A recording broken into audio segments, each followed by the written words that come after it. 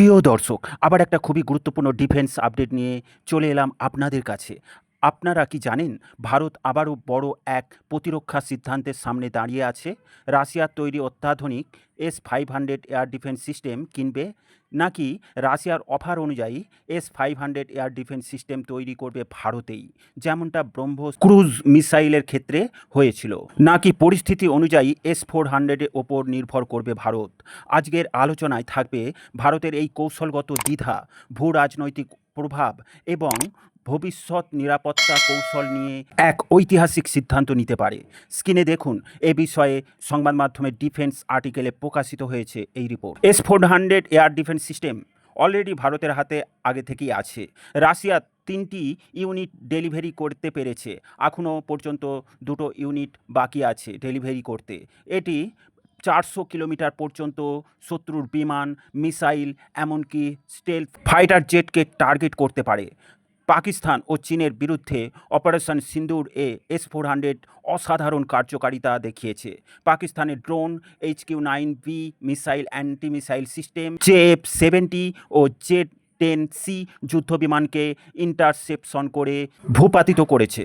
অন্যদিকে S-500 premium রাশিয়ার নতুন প্রজন্মের ডিফেন্স সিস্টেম।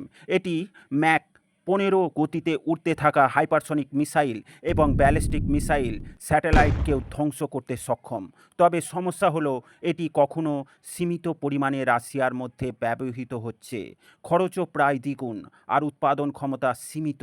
আমেরিকা প্রতিবন্ধকতার কারণে সাপ্লাই ইস্যু এত সমস্যা তৈরি করছে, বেশি উৎপাদন করতে পারছে না রাশিয়া। সেই জন্য ভারতকে অফার করেছে S-500 ভারতে নির্মাণ করার জন্য। সেক্ষেত্রে আমেরিকা ছেড়ে কথা বলবে না, তা সেও জানে। কিন্তু কি করবে ভারত এই সমস্যাকে সমাধান করার জন্য? ভারতকে একসাথে চীন ও পাকিস্তান দুই ফ্রন্ট সামলাতে হয়। চীনের J-20 স্টেলথ ফাইটার জেট এবং DF-70 হাইপারসনিক মিসাইল ভারতের জন্য বড় হুমকি হয়ে দাঁড়িয়েছে। পাকিস্তান আবার ড্রোন ও চীনা মিসাইল দিয়ে চাপে রাখছে।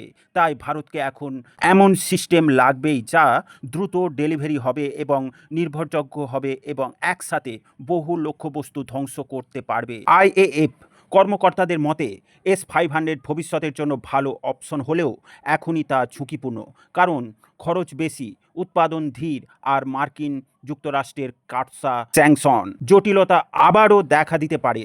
তাই ভারতের ফোকাস S-400 ওপর, যেটি পরীক্ষিত, সহজে পাওয়া যায় এবং দেশের বিদ্যমান ডিফেন্স নেটওয়ার্কে সহজে যুক্ত হয়ে যাবে। তাহলে কি ভারত S-400 আরও কেনার প্রস্তুতি নিতে পারে? এক্ষেত্রে এখন শুধু অস্ত্র কেনার প্রশ্ন নয়, বরং ভূ রাজনীতির বড় হিসাবেও আছে।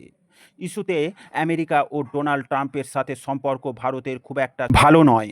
ভারতের বিরুদ্ধে পদক্ষেপ নিতেও ডোনাল্ড ট্রাম্প পিছুপা হবে না।